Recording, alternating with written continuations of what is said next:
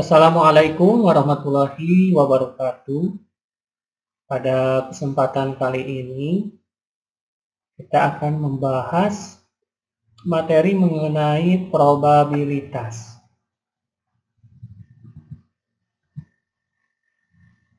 Nah, apa itu probabilitas? Jadi, banyak kejadian yang sulit diketahui dengan pasti, akan tetapi kejadian-kejadian tersebut dapat kita ketahui dengan melihat fakta-fakta yang ada. Misalnya, cuaca hari ini mendung. Nah, dari fakta-fakta itu, apakah mendung itu akan hujan ataukah tidak? Nah, dalam statistika, fakta-fakta tersebut digunakan untuk mengukur derajat kepastian atau keyakinan yang disebut dengan probabilitas, atau istilah lain adalah peluang, dan dilambangkan dengan P. Nah, selanjutnya ada beberapa istilah di dalam probabilitas. Yang pertama yaitu ruang sampel.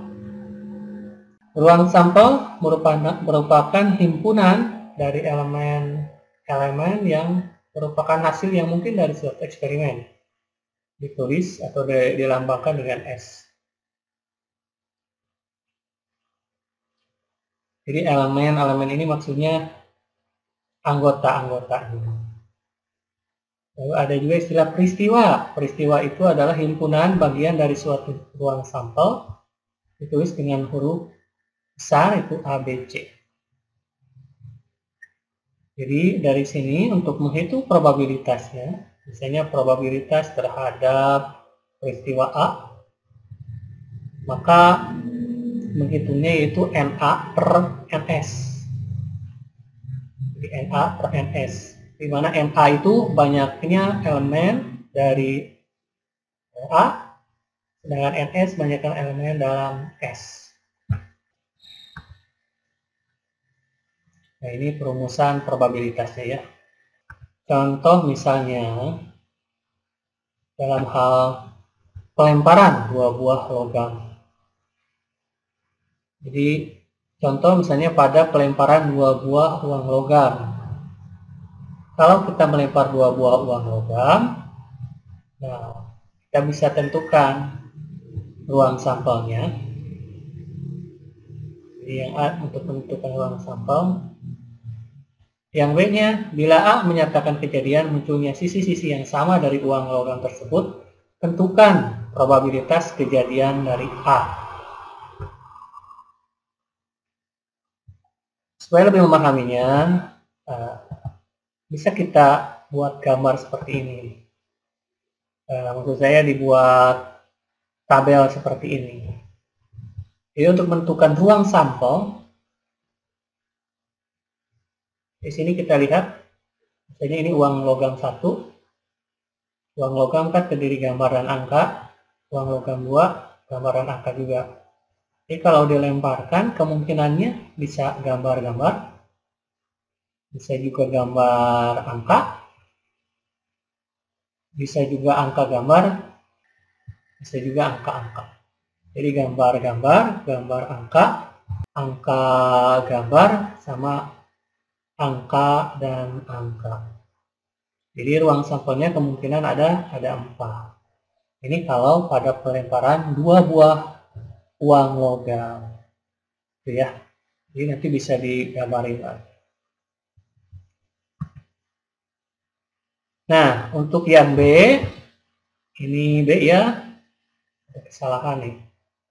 Untuk B, bila A menyatakan kejadian munculnya sisi-sisi yang sama dari uang logam tersebut, tentukan probabilitas kejadian A.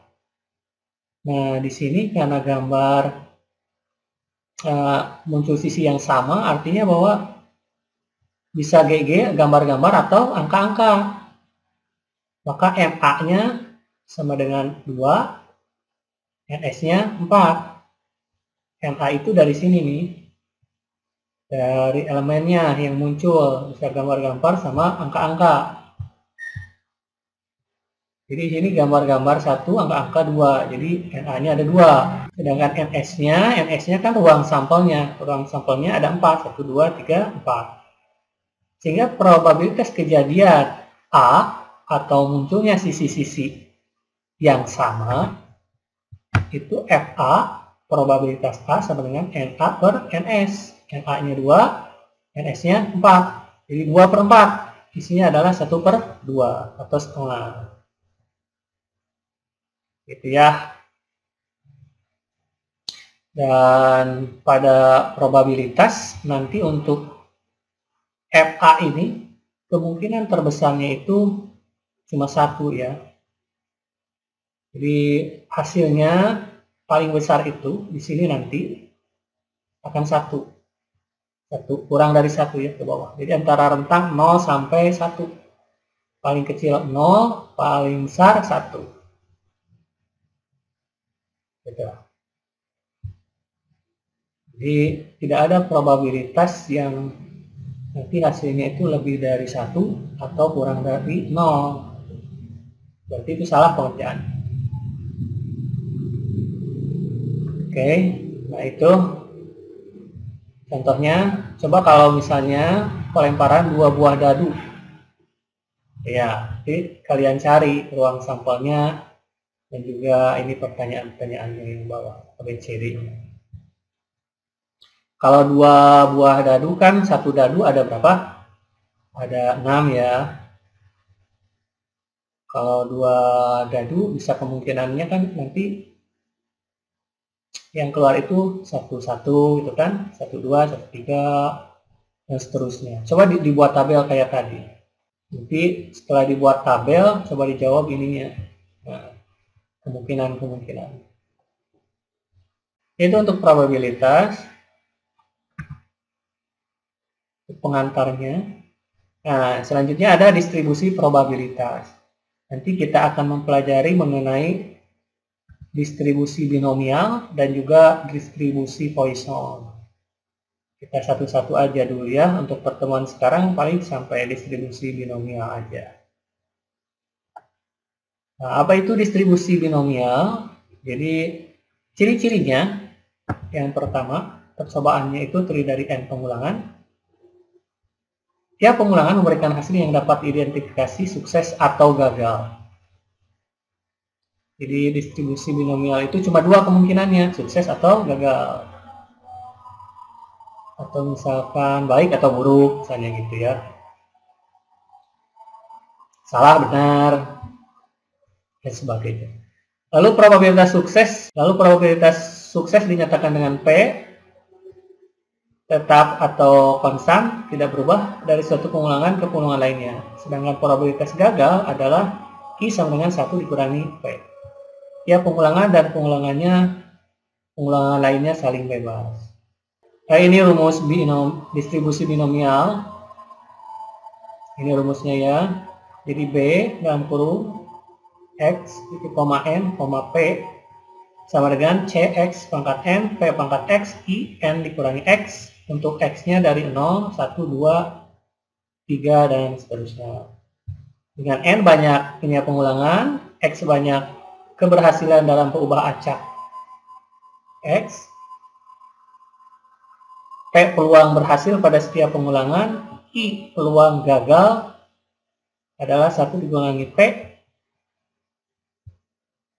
I peluang gagal sama dengan 1 dikurangi P pada setiap pengulangan. Nah, contoh. Misalnya di sini di kebun durian ditemukan bahwa 5% dari durian yang dihasilkan ditolak karena hambar. Lalu berapa probabilitas bahwa sampel 12 durian berisi A tepat 2, B tidak lebih dari 2, C setidaknya 2 ditolak. Nah, dari persoalan ini kita cari dulu yang diketahuinya. Di sini kan, nah di sini ada 5% nih. 5%-nya itu apanya? Ini kan di sini kan di kebun durian ditemukan bahwa 5% dari durian yang dihasilkan ditolak karena hambar. Berarti ini apanya nih? P-nya. Ini yang persennya itu adalah P-nya. Kita lihat lagi deh ininya rumusannya. Rumusannya kan di sini B titik koma N koma P sama dengan C XN atau kombinasi XN P pangkat X kali Q pangkat N dikurangi X. Dengan X-nya itu 0, 1, 2, 3, dan seterusnya. Dengan N-nya banyaknya ulangan, X-nya banyak keberhasilan dalam pengubah acak X. Jadi X-nya itu banyak keberhasilan dalam pengubah acak X. P peluang berhasil pada setiap ulangan. P peluang berhasil pada setiap ulangan. Q peluang gagal. Peluang gagal itu 1 dikurangi P pada setiap ulangan. Nah, berarti peluang berhasil pada setiap ulangan dari soal ini adalah 5%. Sampel, di sini ada kata-kata sampel 12 durian, berarti 12 itu N-nya. N-nya 12. Tepat 2 A-nya. Nah, ini X-nya. Jadi X-nya itu biasanya di pertanyaannya ya.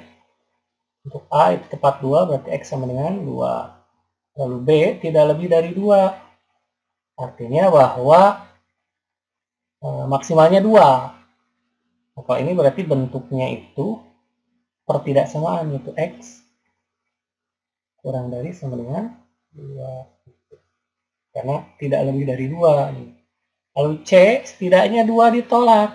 Setidaknya 2 ditolak, berarti X dimana lebih besar sama dengan 2. Setidaknya 2 ditolak berarti kan minimal 2 gitu kan, dan seterusnya. Lalu kita jawab dulu yang A ya. Nah, yang A kita masukkan aja, jadi P dalam kurung X sama dengan 2 sama dengan kombinasi 12 ya. Ini dari kombinasi 12 lalu dikalikan dengan ini P pangkat X, bukan, P-nya di sini kan 0,05. 0,05 T dari sini 5%. Pangkat 2 dari X-nya. Lalu dikalikan dengan I. I-nya itu 1 dikurangi 0,05 pangkat 10. 10 dari mana? Itu dari N dikurangi 2. Nah, 12 dikurangi 2. Dilihat lagi aja rumusnya. Ini tinggal hitung aja. Ini kan kombinasi ya, kombinasi 12, 2. Kombinasi itu 12 faktorial dibagi dengan 2 faktorial. Jadi 12 dikurangi 2 faktorial. Nah gitu. Nanti tinggal dihitung aja ini pakai kalkulator. Jadi hitung-hitung nanti hasilnya 0,099.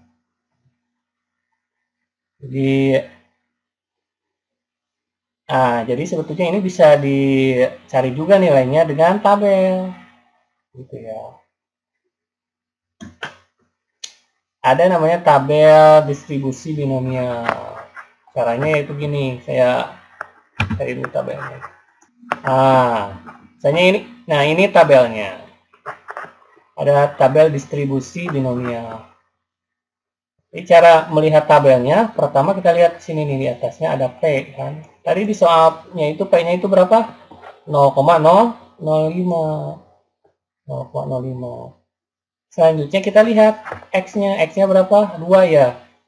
X-nya cari yang 2 di N. N-nya 12. Cari nih N-nya 12. Ini kan di N12, di X-nya 2. Nah, tadi kan yang 0,05 itu P-nya di sini ya. Di kolom barisan ini nih. Nah, ini kan. Berarti hasilnya yang ini nih. Nah, 0,0988. Sama kan? Itu cuma dibuletin aja. Ini juga kalau dibulatkan kan jadi 0,099. Paham ya? Nah, ini kan 0,099. Kita lanjut yang B. Yang B itu P dengan X-nya kurang dari sama dengan 2. Berarti kalau tidak lebih dari 2 atau X kurang dari sama dengan 2, maka yang isinya adalah sama dengan P dalam kurung X sama dengan 0, kurung tutup, ditambah P X sama dengan 1, kurung tutup, ditambah P X sama dengan 2. Nah, ini bisa dicari manual kayak gini. Ya, satu-satu. Cuma kan agak repot ya. Bisa langsung pakai tabel saja. Di sini kan X sama dengan yang 0 ya, yang 0 berapa gitu kan, di tabel cari aja di tabel kayak tadi. Nah, di sini kan yang 0 berarti 0,5404 ditambah dengan nanti 0,3413 ditambah 0,0988. Jadi ini dijumlahin aja ya. Ini yang dari 0, 1, 2. Nanti hasilnya ini 0,98. Yang C, P-nya itu X lebih besar sama dengan 2. Nah, X lebih besar sama dengan 2 kan banyaknya. 2, 3, 4, 5, 6, 7, 8, 9, 10, sampai 12 kan agak repot juga. Bisa dengan cara begini, yaitu 1 dikurangi P dalam kurung X kurang dari 2. Kenapa bisa seperti ini? Karena kan probabilitas itu paling tinggi nilainya 1. Jadi kita cari 1 yang dikurangi dengan P, di mana X-nya itu kurang dari 2. Kurang dari 2 di mana? Tinggal ini aja nih. Ini kan X lebih besar sama dengan 2. Ya kan? Kita balik, jadi X kurang dari 2. Kita balik dan sama dengannya tidak ada. Itu aja. Jadi nanti sama dengan 1 dikurangi dalam kurung P, X sama dengan 0 ditambah P, X sama dengan 1. Tinggal dicari aja. Px sama dengan 0 kan tadi ada ya, di tabel cari. Ditambah Px sama dengan 1, di tabel cari. Nanti ini dijumlahkan. Setelah dijumlahkan, nanti 1 dikurangi penjumlahan yang ini. Hasilnya adalah 0,119. Gitu ya.